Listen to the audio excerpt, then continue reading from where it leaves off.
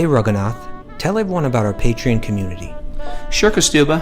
The Wisdom of the Sages Patreon community is an incredible online yoga resource.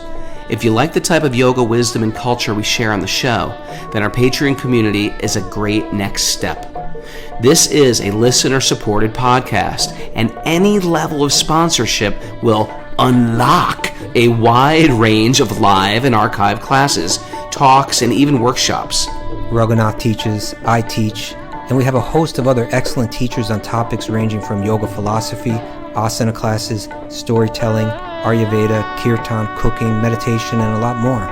We even have an incredible online Bhakti 12-step recovery group. So if you want to check it out, go to patreon.com/wisdom of the sages. All right, let's get it on. Om Namo Bhagavate Vasudevaya. Om Namo Bhagavate Vasudevaya. Om Namo Bhagavate Vasudevaya.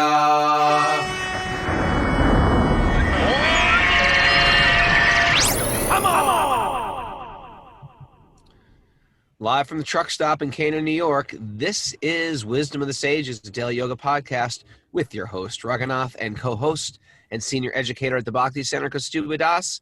Welcome to the show. Welcome, everybody. This is it's Monday, and it's Makeover Monday. Monday's the day that we start to evaluate what we did last week and how we can upgrade and how we can improve. We write it down on a piece of paper. We like to make explicit commitments. This week, I'm going to do this. I'm going to do that. I'm going to add this. I'm going to let go of that. And it sort of gives us a chance to sort of like, okay, it's a new week. It's a new chance. You know, sometimes we make these New Year's resolutions. We fail them, and then we just give up for the whole year. We're checking in every Monday. And matter of fact, we have a whole message board of people that check in. And it's quite beautiful to hear that message board and support for our podcast comes through you at patreon.com/wisdom of the sages, where you can enter our message board, our 12 steps recovery group, and also yoga classes, regular yoga classes and yoga workshops and archives of lots of good stuff. Whew, welcome. And we have a whole big group of Zoomers today. We're up at 5 a.m. If you're listening out there and you think, well, I'd like to do this at 5 a.m. too, you can. I think it's more fun, Kaustubha, on Zoom. What do you think? Yeah, well, I mean, I do think it's more fun, but you got to remember that it's not 5 a.m. for everyone because it's like global right now. So yeah, it could be anytime. We're pretty global. Right? Yeah. Okay. All right. So, but if you want to join us at Zoom, sometimes if it's global, if you're like in Italy, it's brunch in Italy. And if you're in New York, it's 2, or if you're in LA, it's like 2 a.m. So that might not work. It can be a late night thing for those people. They can stay up for it. A late night party. Yeah. After hours thing. But we do it. We do the Bhagavatam every day, and I think it's good that people can check in with the Bhagavatam every day. I think it's a good thing that's out there in the universe. It's good. It's not only good for people, it's good for me. It's good for me. We drove back from Lake Placid. Can I tell you about the precarious material world, Kaustubha? I live it on a regular basis. What happened? We had a great time. We had this great program. I brought my kids. They were also happy. And, life has changed since you and me were little. We used to ride bikes. Well, do you remember riding a bicycle? Like, what was the craziest thing you did on your bicycle? I guess we would make ramps and jump over stuff and things like that. Yeah. I mean, I did crazier stuff when I was a messenger. Well, a foot-high ramp. Okay. Now they built these things with bulldozers and excavators where kids with mountain bikes are jumping, and they have these pump ramps where they're going up and down, going off. So my kids and my son's friend went to this thing, and it was really fun watching them do it. I did it. I'll post some pictures. Careful there, Raghunath. Careful. You're not so young anymore. I know. I've realized it very quickly. Hip. So me and Robin were watching, and then we watched one kid go up and flip over the handlebars really high and land. And we're like, oh my God, was that one of our kids? And then we ran back. Not that me and Robin have kids together, but it was one of our people. It's one of our kids. One of our children that we never knew we had. Something you should tell us about it. How many other kids I got out a there? confession. Got a lot of children. But it was my friend's son who came with us, and there was a little child who was underneath the hill, and he avoided to hit that kid. He flipped over his handlebars, landed on his back. I tell you, I thought he was paralyzed. Oh, Christian. And it was so scary. And 911 was called. Ambulance came. We went to the emergency room. He couldn't move. Oh my God. Everybody's frozen. And his hands were gripped like this. It turned out he was fine. There was no breaks or anything. We did a series of checks and brought him to the emergency room. But I tell you, me, his father, his mother, all on the phone together, we are all in tears. And I tell you, at any moment, you can go from a party to a disaster. That's the material world. Yeah. That's the frog I was talking about the other day. The beautiful little tree frog. Did you miss that? I don't. You were talking about remember. that was sweet Tree baby frog Krishna. of material existence. Okay. I was weed whacking, right? And I was Yeah. careful because there was a beautiful little tree frog hopping. They're like tiny, like the size of a thumb. They're adorable. Maybe the size, a little smaller than a thumb, half of a thumb. And it was hopping and hopping, and I thought, how beautiful, how lovely this tree frog is. And one of the chickens ran out of nowhere and pecked one of his legs off. And then he pecked the other leg off. And then he like chewed him in half. This is the material existence. It's a chicken trying to bite off your legs, bite off your head, bite off an arm. And it's not reserved for people with type 1 diabetes or Lyme disease, or everybody is getting pecked by a chicken somehow. We're getting pecked. That's the material world. And if it's not pecked due to your body or due to your health, it's pecked to your wealth. Your wealth is getting pecked. Your home is getting pecked. Your Reputation. Your reputation, your online reputation is getting pecked. Your cooking business is getting pecked. We're all getting pecked in the material world, and it sucks. Good morning. Good morning, everybody. Happy Monday. A little pick-me-up. Little positive pick-me-up. Oh, Kaustubha. Well, let's dive into the Bhagavatam. Hey, you know what? I just want to share one thing before we go forward. You know, this weekend I was able to attend, outdoor public kirtans on both Saturday and Sunday in Union Square and in Washington Square Park yesterday. Union Square on Saturday, yesterday in Washington Square Park. But I met so many Wisdom of the Sages listeners. We had Zoomers there, Krishna Drew, Dr. Louis, so many. And so many others, people that I didn't even know were listening, were coming up to me and saying that they're listening. So it's so really nice to hear that, and so grateful to everyone. And you know what I also found out is that my sister-in-law is a regular listener. I have all these in-laws that are actually like Krishna devotees here. What? Yeah. What? Who was your sister that would always listen? Your cousin that would always Well, listen? there's my cousin Dana, but that's from my family. But because my wife has two brothers that are Krishna devotees. So one of them is a sannyasi. That's pretty. Tapasvi Swami, and then her twin brother. Isn't that cool that Kaustubha's wife, brother is a sannyasi? How cool is that? You just think it's cool. Cool. Okay. You guys must have great family parties, family reunions. In any case, and so then her twin brother, Yamuna Jivana, he's just the sweetest, most humble soul. That's her twin brother? Her twin brother, yeah. So she had a twin brother? She has a twin brother. And so, and his wife, Induleka, is listening, tuning in every day and really enjoying the show. So Induleka, great to know that you're listening. She's a real saintly person. She was a pujari, the kind of priest. I don't know if you say priestess or priest, in the priestess, we call it nowadays. Priestess. Okay. Priestess. Brahmani. But she's the pujari in the, or has served as pujari in the temple in Boston, the ISKCON temple in Boston. and just a very, very saintly woman. So happy to hear that she's a regular listener too. Wow. Just want to throw that out there. Yeah. That's very cool. And everybody is, I don't even know where to begin because I want to read them. And then I see another one. People have been writing me on my Instagram account, all their Krishna coincidences. And there's millions. I want to compile a book of crazy Krishna coincidences that are happening on a regular basis. It makes me realize this is a very, very, very, very, very magical world we are living in. Well, you know what? That makes me, I had this idea. I'm going to just throw it out here now. Okay. But I think we should create, like, every year, something like that. We should create a Wisdom of the Sages book that takes, like, excerpts from the interviews, excerpts from the questions and answers, behind the scenes kind of stuff, throwing in any kind of cool kind of things that would, like, just kind of, and then you'd have that whole thing would be just full of, like, information, But, what we need to do, I was thinking more of like a what?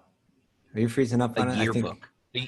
A yearbook of people like on Zoom with all their pictures and their names underneath. And yeah, their, well, you could have that kind of thing. Their class superlatives. Japa, Pujari. But you could have all the Zoomers in there and their pictures. Done the most for Zoom. And So in any case, and it could have like a chapter of, like what you're saying, coincidences and stuff like that. You could throw all kind of stuff in there. But if anybody's interested, what we need to do that is actually we need people to transcribe, and I think if anybody's interested in transcribing once a week, transcribing the questions and answers and also transcribing the interviews, we could actually put something like that together. It would require a lot of editing, but I think it could be a really nice book. So just throwing that out there. If anybody's interested, let me know. I'm back. And I think, are you okay? There's Raghu. I disappeared. Okay. All right, let's get into it, Raghu. You ready? Yes. We start with these secret incantations. Actually, we want to invite everybody else to Zoom, by the way, because it's more fun. So if you'd like to join Zoom, and we want to tell everybody on Zoom, you got to start chanting 1 round of japa a day. That's part of being on Zoom. I think everybody can make that commitment. It's going to help you hear better. It will help you understand this better. That makes no sense. How can chanting make me hear better? It will. It'll make you understand this stuff better. So if you're on Zoom, 1 round of japa of the Maha Mantra every day. And so if you want to get on Zoom from now on, you go through Mara, and then she makes you 1 round. Yeah, you chant 1 round in front of her. You have to type it out. Type it out on the email. 1 round. Okay. Email Mara at wisdomofthesages108@gmail.com. Okay. Now we start with these mantras, and she will give you the codes. Narayanam namaskritya naram chaiva narottamam devim sarasvatim vyasam tato jayamudirayet. Before reciting the Srimad Bhagavatam, which is the very means of conquest, one should offer respectful obeisances to the personality of Godhead Narayan. Unto Narayan Rishi, the supermost human being, unto Mother Saraswati, the goddess of learning, and to Srila Vyasadeva, the author. Nasta prayeshva badreshu nityam bhagavat sevaya bhagavati uttama shloki bhaktir bhavati naishtaki. By regular attendance in classes on the Bhagavatam and by rendering service to the pure devotee, all that is troublesome to the heart is almost completely destroyed, and loving service to the personality of Godhead, who is praised with transcendental songs, is established as an irrevocable fact. Om Agyanatamarandasya Gyananjana Salakaya Chakshurunmadatam Yena Tasmai Shri Gurave Namaha. Alrighty, we are reading from the Srimad Bhagavatam, second canto, chapter 3, text.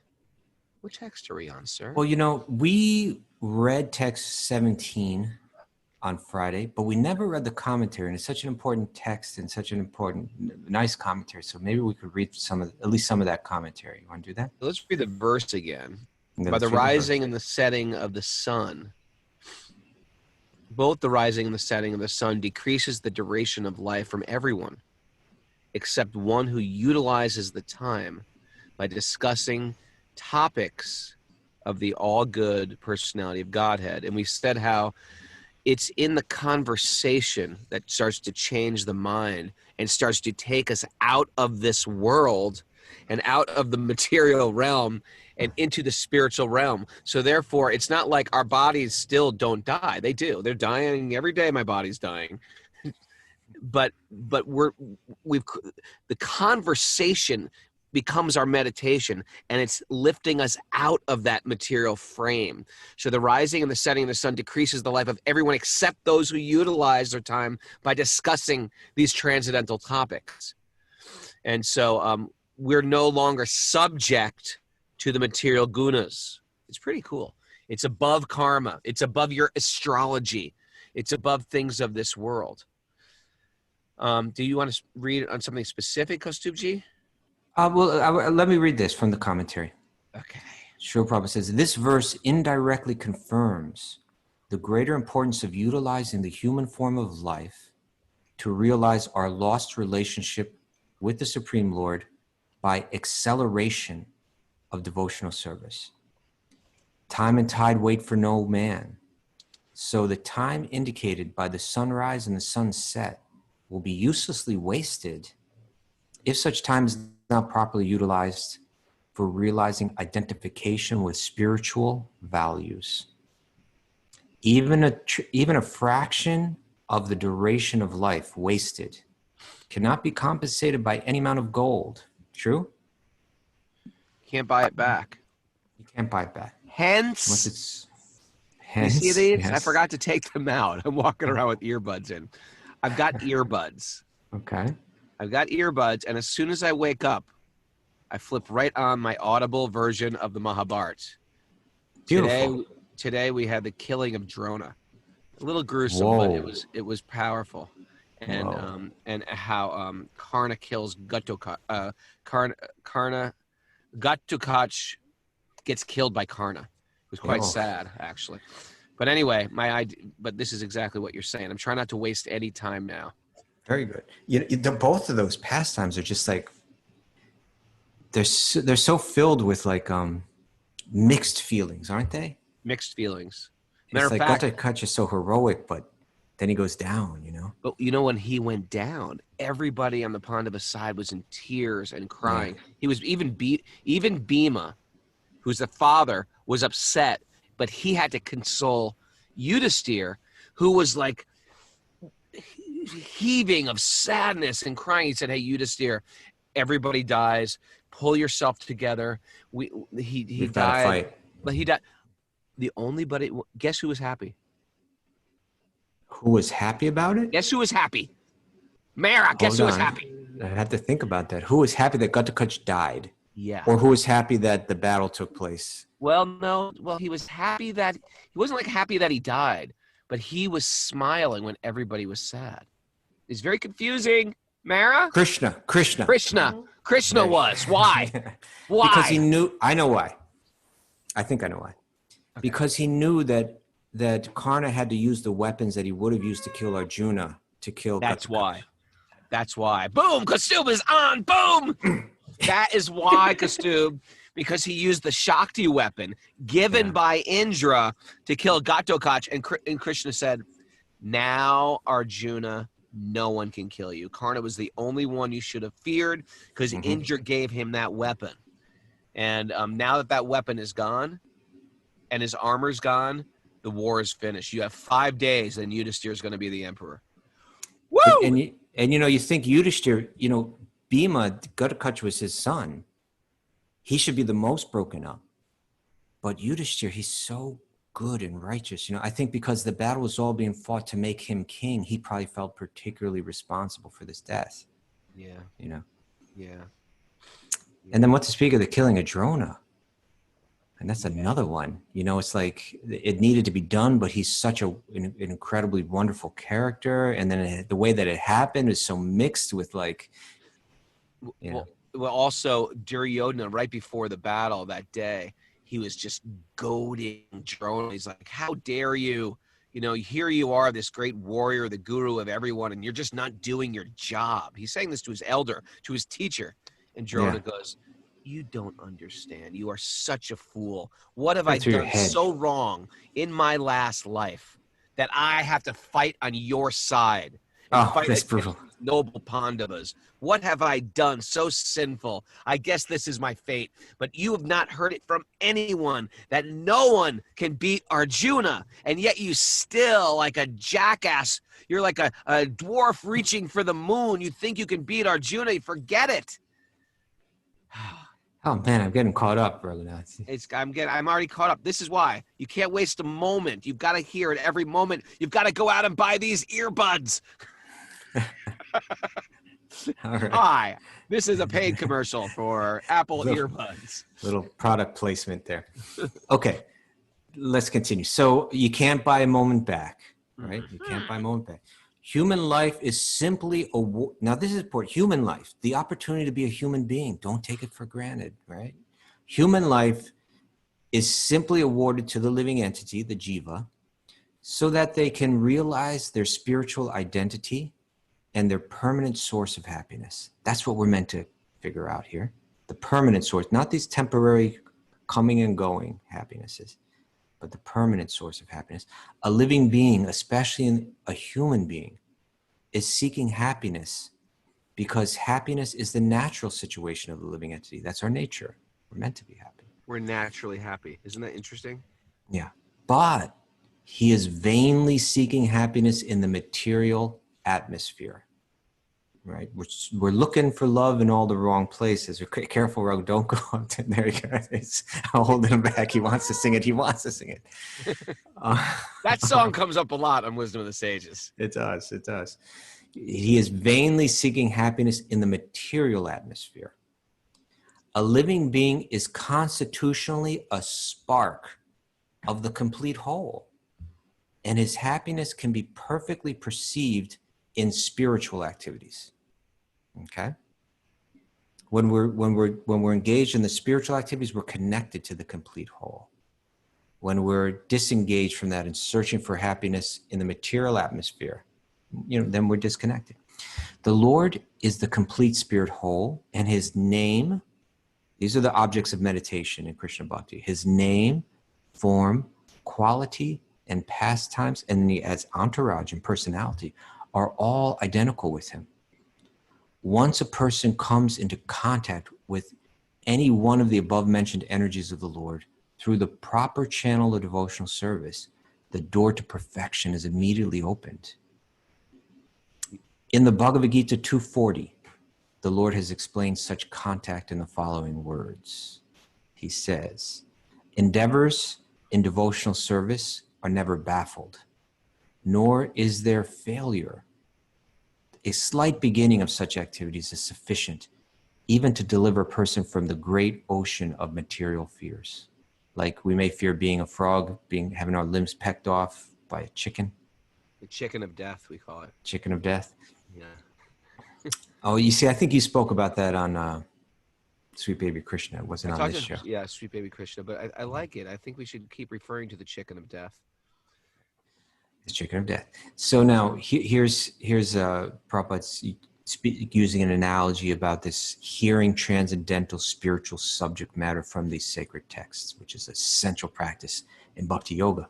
He says, as a highly potent drug injected intravenously acts at once on the whole body, the transcendental topics of the Lord injected through the ear by the pure devotee of the Lord can act very efficiently. It's like, just like, to use a crude analogy, but, people, there are different ways you could take drugs, right? Like you can sniff heroin, but if you inject it, it's much more powerful, effect. It immediately, quickly travels throughout the entire system. Really? Right? I don't know anything about heroin. You don't say. You don't say. And, can I subscribe to your newsletter? The straight edge acharya is informed on the finer points of drug use.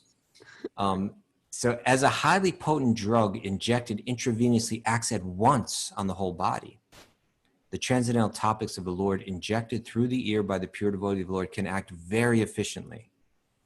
oral realization of the transcendental messages implies total realization, just as fructification of one part of the tree implies fructification of all other parts. So if we just hear well, it's going to transform our entire life, right? It'll make our bhakti complete.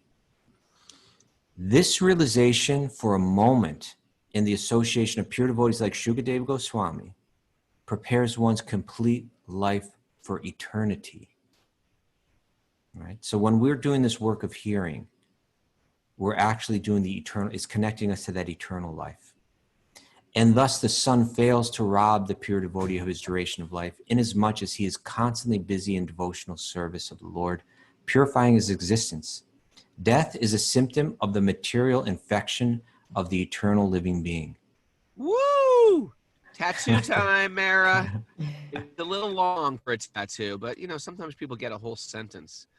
Yeah. Say that again. That was such a powerful statement. Yes. Death is a symptom of the material infection of the eternal living being. Only due to material infection is the eternal living entity subjected to the law of birth, death, old age, and disease. Mrityu jara vyadi. Dukkha doshanu darshanam. Right? Prabhuji, you're Yes. making this point about the, and Prabhupada makes this point in all these books about the rarity of the human birth. Like, what's that verse in the Gita? It will save you from the greatest. That's the one that we just. Save you from the greatest. 240. Save you from the greatest fear, and the greatest fear is to take birth again in an animal species. And I get my life, I get my family, I get pain and pleasure, and I get the necessity of spiritual life. What I don't get, and that Prabhupada or the Acharyas mention again and again, because it's just past my horizon that I can't see it, is that you don't quite get it here. There's thousands. There's how much? 342,000 species of life. 8,400,000. 8,432,000. 8,432,000 species of life. And you are in one of them that can make deliberate choices towards upgrading or degrading. That's an important point. This is what I don't see. I just think I'm a human. Yeah, and that human being is different than a maple tree. It's different than a blade of grass. It's different than a warthog. It's different than so many. A warthog? Where did you get that from? A chicken. It's different than a chicken. We are not forced to act by our body. We actually, even when my body wants to act in a certain way, sometimes I get angry and want to punch a guy in the nose. I can act by my higher consciousness and say, no. That guy had a hard day. Pull back. Don't act on your lower passions. Use your higher intellect, or your higher, act in a kind way. So the human species has an ability to upgrade and degrade. And you hear this thing, it's a rare opportunity to change yourself, to transform yourself in bhakti yoga, to escape samsara. Every other species, according to the Vedas, is forced to act according to their karma, and they're forced to die, and then they evolve. We're the only species that can devolve. Isn't that interesting to think? We're the only species that can devolve. It's such an important point. In other words, what you're saying is it's kind of like we're walking around asleep, not realizing just how fortunate and just how important this opportunity is, and just how quickly it's going to slip away. And it's like these sacred texts are kind of like, hey, wake up. Why are you wasting this opportunity? Right. Why are you wasting Don't your let time? this You can't slip buy through your it back. fingers. You don't know how long it'll take for you to get this opportunity back again. So don't waste it. Therefore, it's said, some commentators, when they speak of these collections of sutras like the Yoga Sutras of Patanjali or the Vedanta Sutra of Srila Vyasadeva, that they begin with this tato brahma jignasa. Now is the time to inquire into the absolute. Or what is it, tato yoga anushasanam? Now is the time to practice yoga. Like now. Because you're a human being right now. You've got that opportunity. That's what this birth is meant for. You're not going to have this opportunity when you're in all these other forms. you can't waste it. And then what Prabhupada is saying here is, and because you have that up, you really can't afford to waste a minute of it. Like this is what spiritual consciousness is like. It's just like and to say that it doesn't mean that you're like torturing yourself to like not be open to just like a wide range of experience. But what it means is what Bhakti Yoga teaches is how our entire life can get plugged into this, right? It all becomes meaningful. Just like you and I both had great weekends this weekend, right? Yeah. You know, everyone has the weekend comes around and everybody's trying to have fun and, you know, meet cool people and have a good time. And you know, you went up to Lake Placid and you met with people, but you spent your whole time, except for the time at the bicycle place. Yeah, one little mishap. But and even that was fun up until that one point of treachery. but you know, you had a time that was largely, you know, absorbed in connecting, you know, your mind and your thoughts and your actions in service in bhakti. And you know, I had so many sweet people, but in the context of spiritual life, yeah, you know. And I did the same thing. You know, I had just a great weekend. I was meeting with so many great people, and I was, you know, I had a social life. I was outdoors. I was in the parks. I was, you know, just like everybody wants to do, but it was all connected spiritually. And you walk away not feeling disappointed or not wasting that opportunity. But it was just a potent, powerful way of making the best of the human life. And so, it's real community also. This is why we want community. It's everything the heart really sort of wants. It wants to engage. It wants to interact. It wants to sing. You know, how often do we not get to sing? If it wasn't for bhakti, I dance. Sing a lot. I sing a lot. We get to sing. We get to dance. You know, it's so funny. We had that kirtan too. And we were having a kirtan and my kids were playing the instruments. And of course, Kelly Skinner's right up there dancing, Robin's dancing.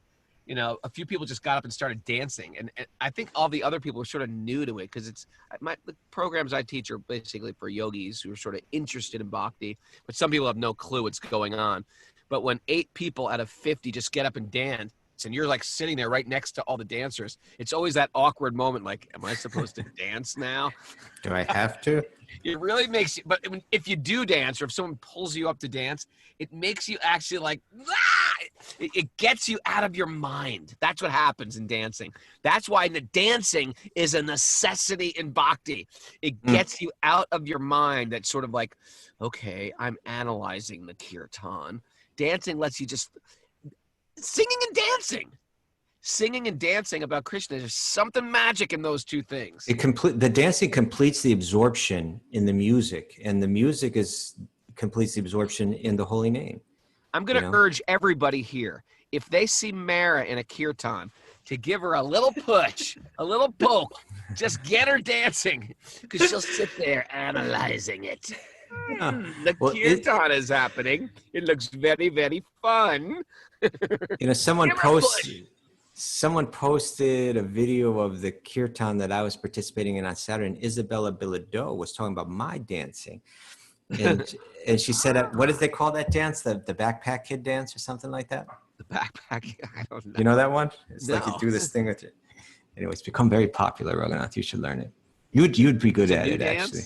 It's a new dance? It's been around for a little while, but it's kind of like, you know, I can't do it because I'm sitting down, but like, anyway, I'll send you a video. Someone send Raghunath a video of that.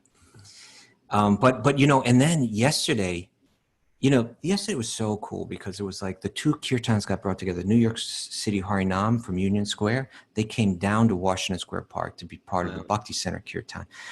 And I don't know, it was 60 people there, something like that.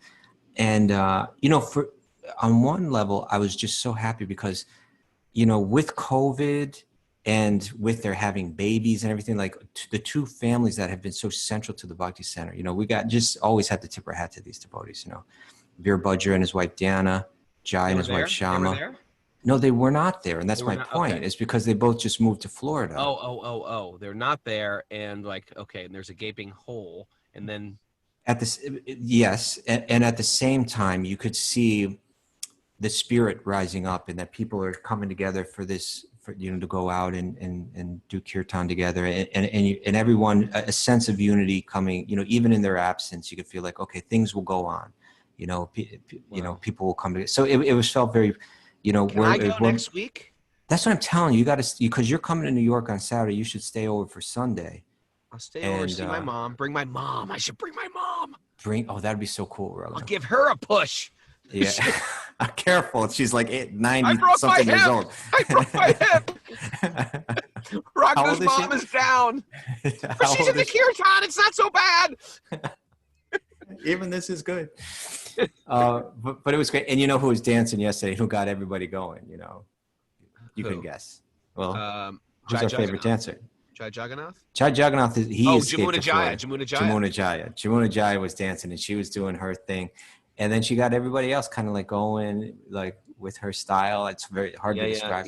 Dancing's very addictive, isn't it? Yeah.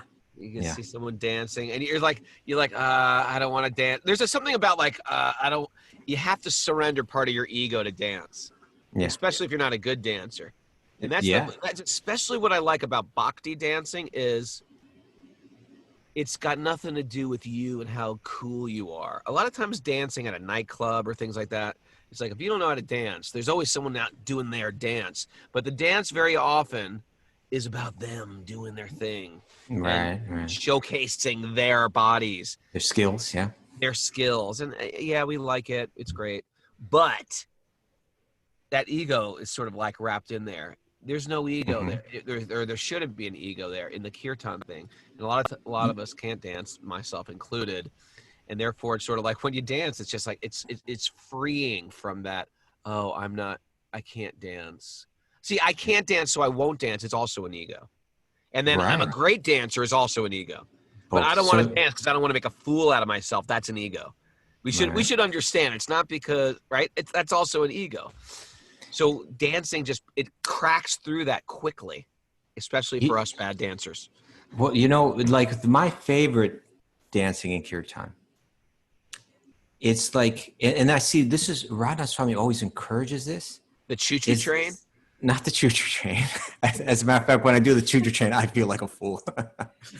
I'm not a big fan of the choo-choo train. But what I like is just that when people move together, when people just move, when it's the group moving together, because that's what kirtan's all about. It's like the many coming together with one voice. And when that's also kind of reflected in the dancing, it can be very simple, right? Just move this way, and then we move that way. And in this dance, you just kind of, it starts to bring your mind right into that name, deeper and deeper and deeper. And it's graceful. And it's beautiful, It's beautiful. Yeah. In any case, okay, dancing. So you're going to stay over an extra day. I'm going to dance with you. And we're all going to dance this Sunday. This Sunday I'm at the Bhakti Center. I don't know if it's sold out or not, but if it is, you can reach out to the Bhakti Center and ask. That's on Saturday. And then on Sunday, you'll come to Washington Square Park. And from 2 to 5 p.m., we'll have kirtan there. And I'm going to be saying one thing when I'm there. What's that? Dance with me. I want to be your partner, can't you see? It's really going back. Starting life is falling, and I am calling. Dance with me. Brr, brr, brr, brr. What is that song? That was a song that was a hit in like 1975, maybe, or something like that. Man, I'm dating myself. I don't even know the name of the band. That was kind of like a one-hit wonder band, I think. Okay, let's move on back to the Bhagavatam. Raghunath, you ready? All right, friends. Did you? We finished that at least, we're done with the commentary. Next, then, sir. Now, what's going to happen is we've got. Let's go back to picture where we're at now. We're on level 1 of the conversations, right? Which means we're with the sages in Naimisharanya. Headed by. They're headed by Shaunaka Rishi, who's speaking, and he's speaking to Sutta Goswami, who's answering all the questions for the sages. So, having been thrilled so far by Sutta's speaking Bhagavatam and sharing that second level of Bhagavatam, the conversation between Shukadev and Maharaj Pariksit. So now Shaunaka is sharing to Sutta, this is great hearing you speak. You know, as a matter of fact, life is, you know, we're just wasting our life, you know, if we're not hearing.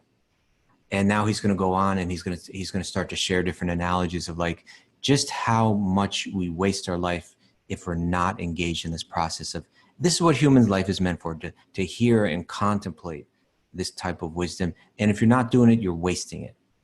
And so now he's going to share that in different ways. Some of it's a little graphic, some of it's a little, you know, a little graphic. Okay, you ready? You want to? This text is 18. Difference between human life and animal life. If we're just doing the same stuff the animals do, then we're wasting the human life. That's the point that he's making. And so he says in text 18, do the trees also, I'm going to read this dramatically if you don't mind. Okay, dramatic reading. Let's go. Do the trees also not live? Do the bellows of the blacksmith not breathe? All around us, do the beasts not eat and discharge semen? Okay, well, thank you for that Next graphic one, please. Can we get off that one? We got a purport. You want to just keep going? We don't need to go in the purport, but just the point is, you know, if we're not advancing beyond what the animal potential is, or the plant potential is, you know, the plants live. Even the bellows of the blacksmith don't even live, but they breathe. If all we do is live and breathe and eat and have sex, if that's what our life is focused around, then we really haven't progressed past the animal stage of life, even though we have the opportunity of the human stage of life. You know, this message was disseminated into the hardcore music scene in 1982. By? Cause for Alarm. There was a band called Cause for Alarm. I remember Cause for Alarm. Saw them many times. Many times I saw that band. And I remember as a teenager at 14 years old, because Keith, the singer, was into Krishna. Still is into Krishna. He's a sweet guy, Keith. I still know him. He lives up near you now, right? I don't know where he lives. I think he's upstate somewhere near you or something like that, I thought. Okay, but anyway, he was into Krishna. And he had this song called Eat, Sleep, Mate, and Defend, which was taken right from the Bhagavatam, actually. Right. And the idea is like, if you're doing nothing but eating and sleeping and mating and defending, these are the animal propensities. Every animal does it. The ducks do it. The chickens do it, right? The beasts, the lions do it. Eating, sleeping, mating, and defending. And if that's where all our concentration is at, we're animals. And Prabhupada would say something very poetic. He said, and you do it in a nicer way. Like you have a nicer bed. You eat nicer food, right? You eat your defense. You have a military defense, okay? Or martial arts, but it's still eating, sleeping, mating, and your mating has so many much more rituals than the rooster and the hen have. But isn't that all we're focusing on? If your meditation is purely just on sex all day, or you're a foodie and you're just meditating on food, hell, we're just. Okay, you're not an animal. You're a polished animal. Probably I would call it a polished animal. Polished animal, yeah. I thought that was so funny, and I remember at 14 hearing those lyrics, going, "Yeah, that's me." Just a polished animal. I'm a polished animal. Yeah, because it extends, right? Like if you say mating, it doesn't mean just the actual physical act of sex, but it's like how you decorate your body, shopping for the right clothes, like all that goes into that. I mean, I can say as a teenager when I heard it, my whole focus was on like, how can I be attractive to the opposite sex? That's all I thought about. So much focus on that, right? So much focus. Like, do I wear the right clothes? Do I talk the right way? What's my persona? Should I be tougher? Should I be softer? How am I impressed? How will I comb my hair? Everything is geared towards how can a girl like me? It's ridiculous. That was the object of the meditation. And why do you go to work? So that you can get the money, so that you can eat, so that you can mate, so that you can defend. It's like all the energy is going into this. We're not getting to what our potential is. Right. So there's this incredible human potential we miss out on, which is our spiritual potential. It's not even our material potential. We're not even saying have the best army, become a black belt. We're not saying accelerate those propensities. We're saying our spiritual potential is much higher than all this material potential. And this is the ongoing theme here, is that because you're a human, you have the opportunity to do this. Prabhupada says the specific utterance in the Bhagavatam in regard to other animals means that persons who are simply engaged in planning a better type of animal life consisting of eating, breathing, and mating are also animals in the shape of human beings. A society of such polished animals, he says it in this purport, cannot benefit suffering humanity, for an animal can easily harm another animal, but rarely do good. Except for my dog. He does a lot of good. Well, that's special. Okay, so therefore, Shaunaka Rishi is just, this is what he's saying, that trees, they live, bellows of the blacksmith, they breathe, all kind of beasts, they eat and have sex. Oh my God. But what we're meant to be doing is exactly what those sages have gathered together to do. Yeah, what? This is the next verse. This is such a good verse. Do we even have time? This is like a whole class in itself. No, we got time. Okay. Fans of the band 108. There's a lot of people who listen to hardcore music. They were going to like this next verse. All right. Because they wrote a song about this verse. Men who are like, this is text 19. Men who are like hogs, dogs, camels, and asses. Listen to this. Men who are like hogs, dogs, camels, and asses. Praise those men who never listen to the transcendental pastimes of Lord Krishna, the deliverer of evils. Men who are like hogs, dogs, camels, and asses. Praise those men who never listen to the transcendental pastimes of Lord Krishna, the deliverer of evils. So in other words, here's someone that's just wasting their time eating, sleeping, mating, and defending. Maybe they're doing it like better than everybody else, right? But then they become the object of our attention and of our discussion, these celebrities and things like that. Celebrities. Right? Celebrities. Yeah. Celebrities. We celebrate very them. Interesting and charming and thoughtful and or even famous, just famous, right? Yeah, and we're absorbed in these people, and they make us laugh, and they're deep thinkers. The other day, we were saying how philosophy without religion is just mental speculation. You're just, well, maybe it's like this, maybe world is like this, and when you start studying the Bhagavatam, like there is actually a reality. There is philosophy, but it's that philosophy is meant to help us get liberated. But no, some philosophers who are coming from a whole different angle. Their philosophy can get them like, life is pointless, let's kill ourselves. What good is their PhD in philosophy if they're committing suicide, or if they think that life is worthless, or we're just a bunch of chemicals? Big deal. Come on, your stupid PhD. Now you're miserable? What's the point of your education? Give me a break. So we're obsessed with these philosophers and this author. Big deal. Yeah. And I think it's not even philosophers and authors. I mean, the level of celebrity that we have right now is just like, quite frankly, the most famous people are doing the least, like the Kardashians and things like, the way the people become, the people that are celebrated nowadays is the people based are on celebrated what? for being outlandish and grotesque. And they're being heroes. These are our new heroes. They're setting a new precedent. Or this is our new singer. Give me a break. Yeah. Actually, they're just they're confusing people. They're misleading people. So, men who are like hogs, dogs, camels, and asses, praise those men who never listens to the transcendental pastimes of Lord Krishna. We have false gods, false heroes. That doesn't mean there is an inherent desire to repose appreciation and respect, and it's a good thing. But the Vedas always push us, like you and I were talking earlier, like, oh, Drona, the day Drona died. And you and me are almost in tears talking about how Drona is going to get killed today in the Mahabharata. But we know because Drona lived a life that was like valiant and courageous and connected, and he was the guru and he was the teacher, and he had to... impressive things. You want to look up to someone who's doing something great. I always use this example of, when we were growing up, everybody loved O.J. Simpson. He was just like I had a poster of him on my wall when I was a kid. a poster, right? Yeah. I think I had something of O.J. And then when we found out that the atrocities that went down, we just couldn't believe it.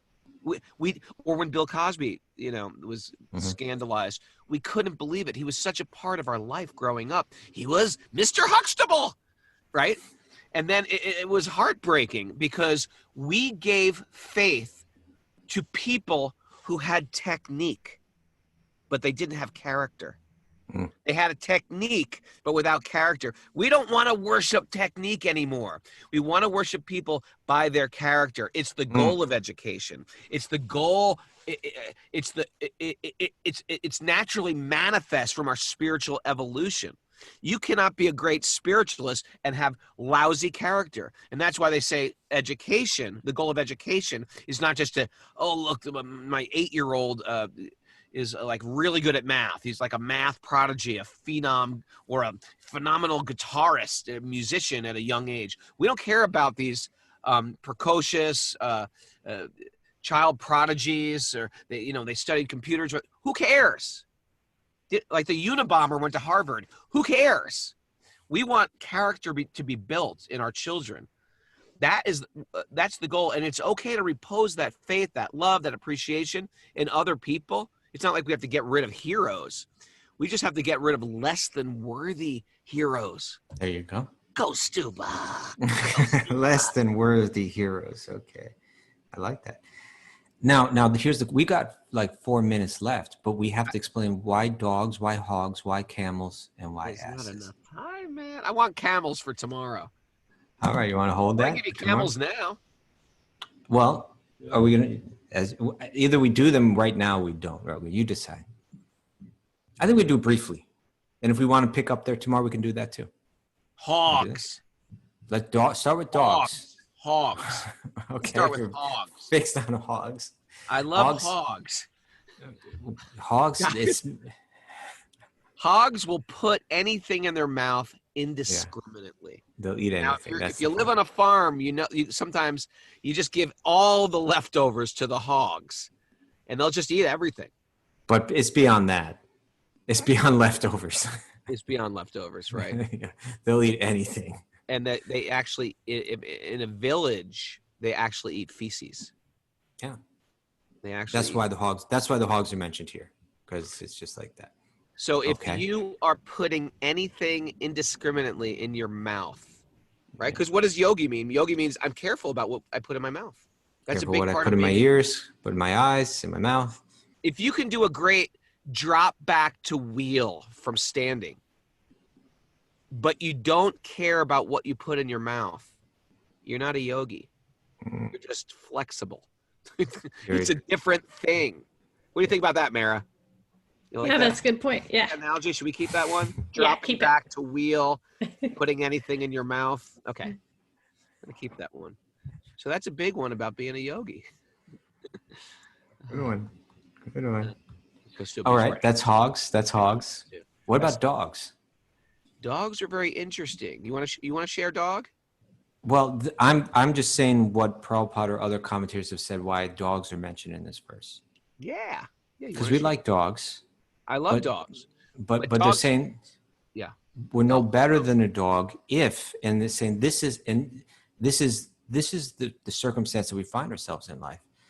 That Prabhupada says that, you work hard to get like a degree, and then you just go and beg to try to get a job from someone. You're kind of like that's who we are. Like, will you hire me? Will you hire me? Will you hire me? Will you hire me? We're like dependent on that.